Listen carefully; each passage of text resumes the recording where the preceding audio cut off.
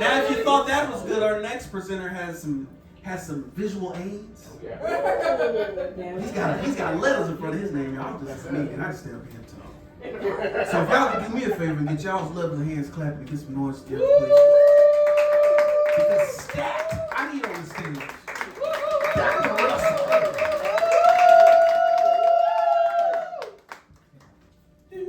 Beautiful. Oh my God. Okay, this thing's about to take me out. If I die from the ceiling fan, we know it was also a government project. All right. Perfect timing on that too, because 9803, that's exactly the mood I need y'all in for this presentation. So. Teamwork. The 992 precisely. You know. Yeah, you sure didn't show my phone like you. All right. Now, number one, if you do not recognize what is on the screen, I'm gonna need you to get the hell out. That's step number one. I trust we all know who these esteemed gentlemen are. I trust we know what this is. Okay. Good. Tonight, what I'm gonna explain to you is I'm going to prove to you that Cash Money Records was a government-based PsyOp to manipulate the price of global commodity trades in order for socio-religio-economic control of favored and non-favored nations. That is the goal. Mortimer, we're back!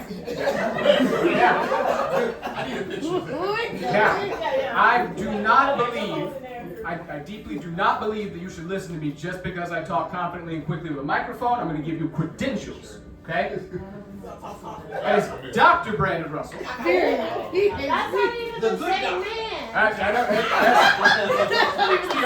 The other conspiracy is it turns out you go into the gym, you look a little better. So, MIT. graduated my Ph.D. from MIT in biological engineering, where I studied immune engineering, which means that I know how to do shit like this, okay? So uncovering complicated networks, following threads of logic, okay? Hidden strings, things that are connected in ways the average human can't see. This is the shit I specialize in. But, make no mistake, my friend. I grew up on that I-55 corridor. That New Orleans shit is in my blood. That is me in high school, baby. Is that local sport? That is me in high school, baby. This is not some shit that I picked up just for tonight. This is not a shirt that I bought off eBay and said, who's juvenile? Okay, no, this shit is in my blood. Okay? So, believe me, I know what I'm talking about tonight. Okay, I'm invested. Now, if I'm going to convince y'all of something, okay? Journalistic standards, evidentiary standards, proof, right? The 6 big questions. Who, what, why, where, when, why, how. We're going to go through all 6 of those tonight, so I'm going to prove to you how this is true. We're going to start with when. What's our timeline for this sort of thing? Because that's going to be the first step. It is. Starts a little before, goes a little after, but that's where the key things happen. Cash Money Records founded in 1991 in New Orleans, Louisiana. For about 7 years, they have some mild local success. They get Manny Fresh on as their in-house DJ after seeing him at a local club. What really sets them off, 1998, they're acquired by Universal Records, a subsidiary of Universal Music Group, when they get a 16-year-old Lil Wayne on a mixtape with Manny Fresh producing the beat. That's what gets them first national attention. Okay? Next year is their blow-up year. 1999-2000, when they take over, this is the foundational Cash Money sound. Every one of their major hits, 99-2000. It's when Back That Ass Up is, when Bling Bling is, it's when Get Your Roll On is. All of the things you associate with Cash Money. What's important here? You listen to the lyrics, it's gold grills in every one of these lyrics. It's gold grills on the cover of the Ball Blocking soundtrack. It's gold grills that Juvie is rocking in the Back That Ass Up video. And it's 20-inch rims in Get Your Roll On. It's just like in Wanna Be a Baller, Lil Troy, it's all 20-inch rims and gold grills. 99-2000, that's the foundational sound. And then something happens. 2002 comes around. There was this monumental shift. Suddenly, every single song is platinum grills. And the smallest rim size you see referenced is 24-inch. You see 26-inch, 28-inch, 30-inch rims. Okay, so they have this foundational sound in 2000. And everything was in his mama's name at that time. That's it. Somebody paid attention to one of those things. So this foundational sound in 99-2000s that gets them popular, that everybody associates, and then you have this radical shift in sound in 2002. something happens between 2000 and 2002. Y2K. 9/11. Cash Money Records is a 9/11 based government psyop. Always 9/11. This is not a joke.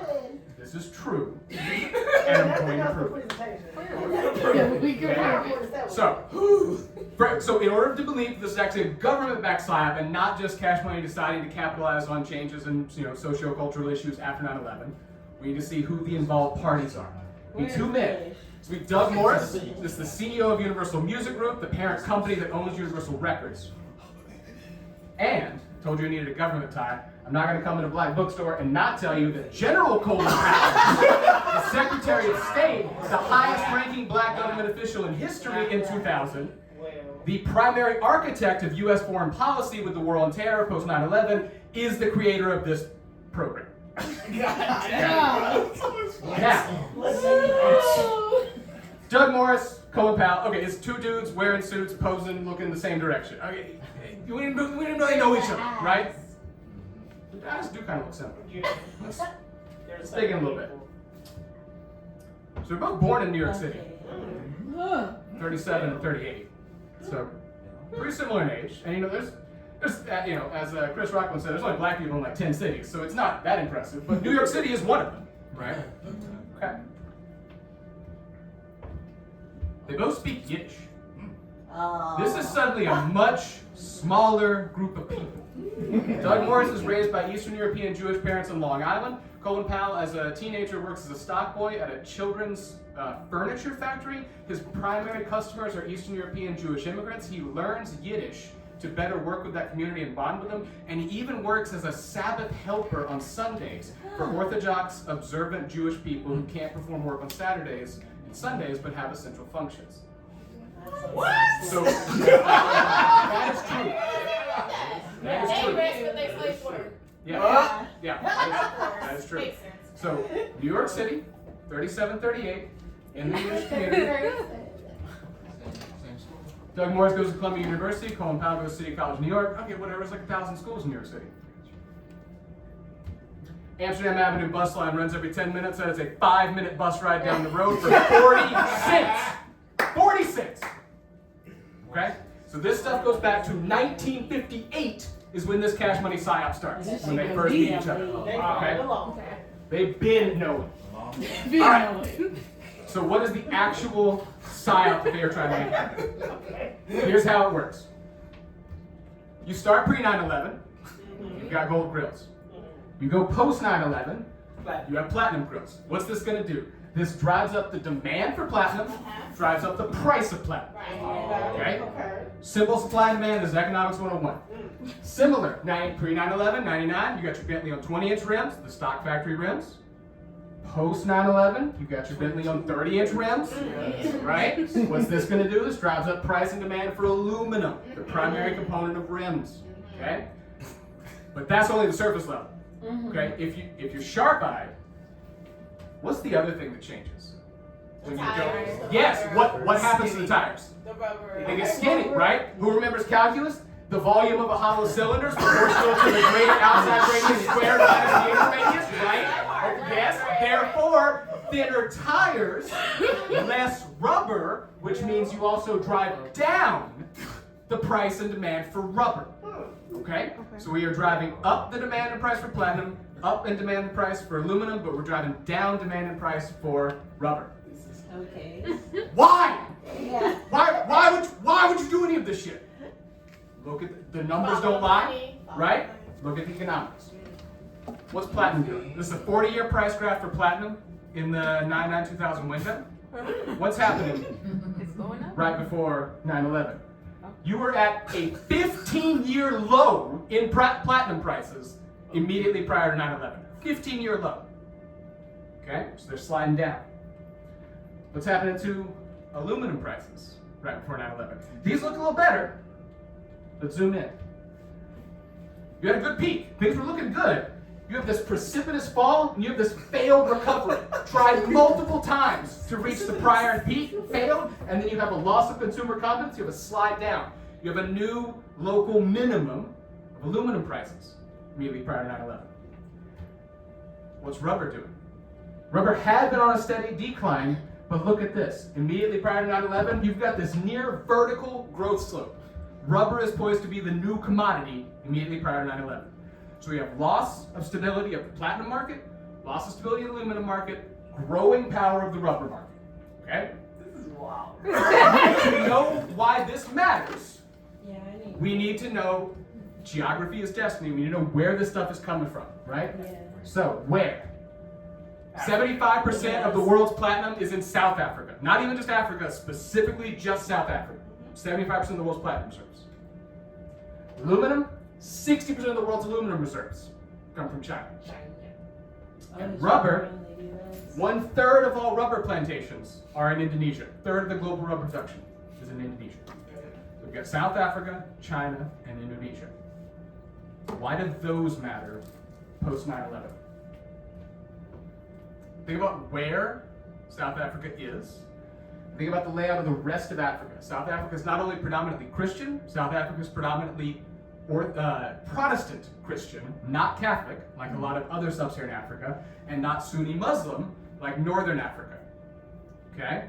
Immediately post 9/11, what happens? If you read the academic literature and security studies, South Africa actually propagated the war on terror post 9/11 and became an important strategic foothold and anti-Islamic bastion that the United States saw as a strategic partner.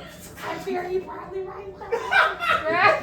Again, we haven't gotten to the made-up part yet. This is all true. This is real. This is all of the academic literature. None of this is false yet, right? This is actually true. Same thing is true in China. Look on every other side of China. You have Sunni Muslim nations. China, notably, extremely anti any organized religion. Same thing. They actually were already engaged in their own anti-Muslim campaign in the Western provinces. They also became an important strategic anti-Islamic foothold, an important strategic security partner in the war on terror. Okay? What's going on? They do. What's going on in Indonesia? World's most populous Muslim nation is Indonesia, right? And notably, not a security partner post 9/11. They actually pushed back on the war on terror, refused to implement some of the strategic purses that the United States wanted, and they were actually viewed as a hotbed of extremism as a recruitment tool.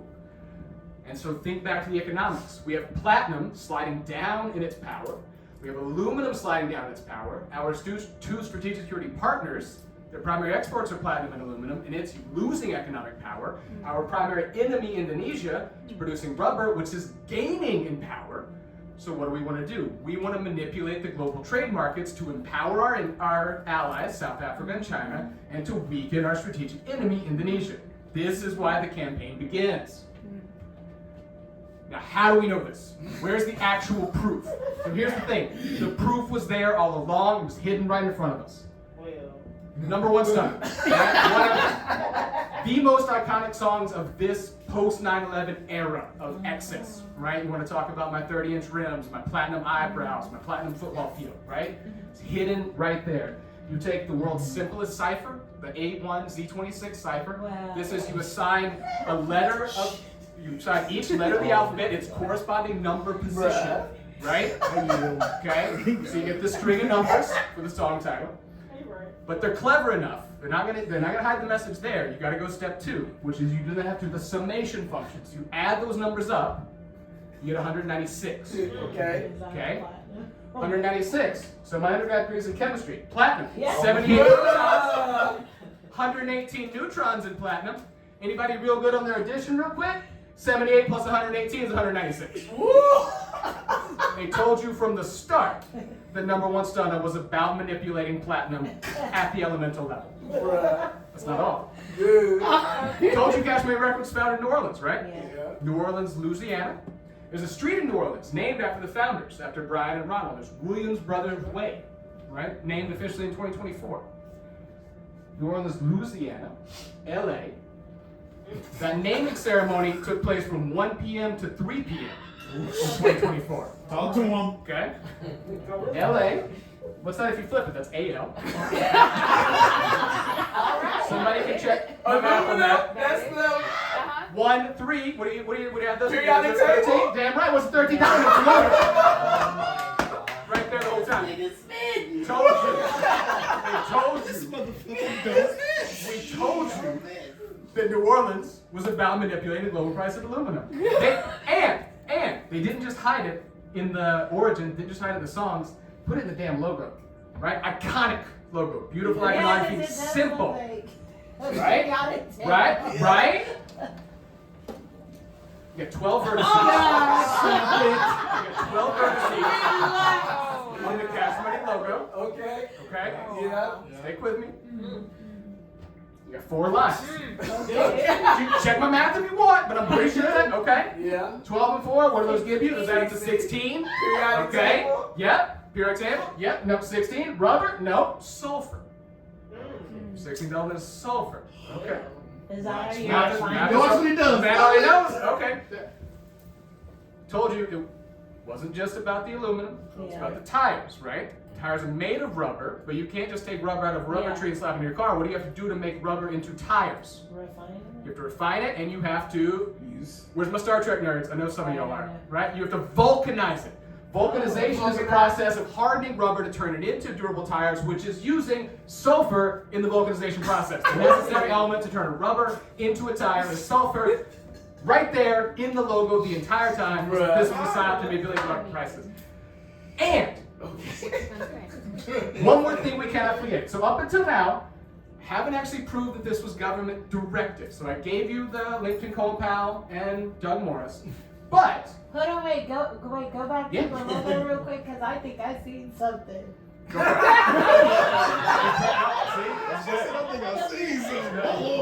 Money Records is 16 letters.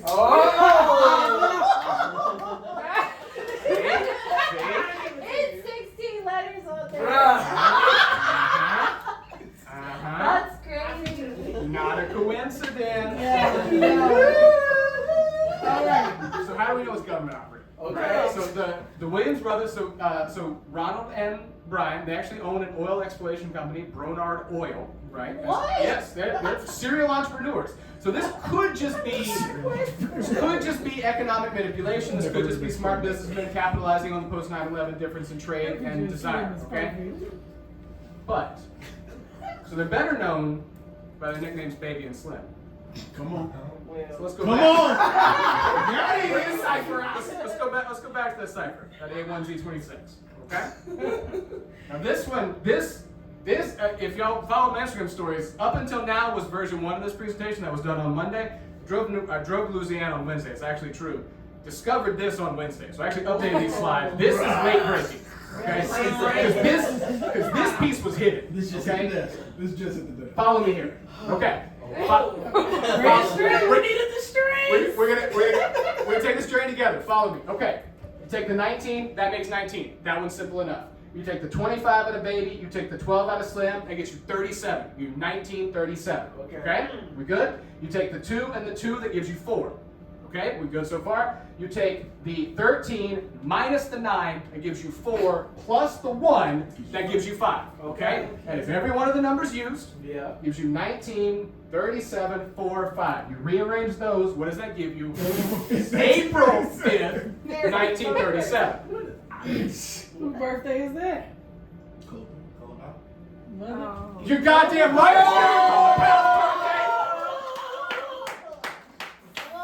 You're damn right it is! Now do Jay Prince and Hay. I can do you one better, because if y'all were paying attention, I've been calling him Baby this whole time. What's he better known as? Birdman. Well, now he's known as Birdman. Because he changed his name from Baby to Birdman. When? In 2002, when this operation began. To hide the fact that he was a government operator. So, Why Birdman? just to recap, because birds aren't real. So, I was just testing you. so just to recap, right? What do we have? When? This is 99 2000s. Who? This is propagated by Doug Morris and Colin Powell. What? This is a price change operation to manipulate global demand. Why? To strategically enhance and decelerate our strategic partners and enemies. Where? South Africa, China, Indonesia. And how? hidden ciphers and visual imagery the entire time, so I trust that there can be no questions, but I will take them. Anyone? Clap it up.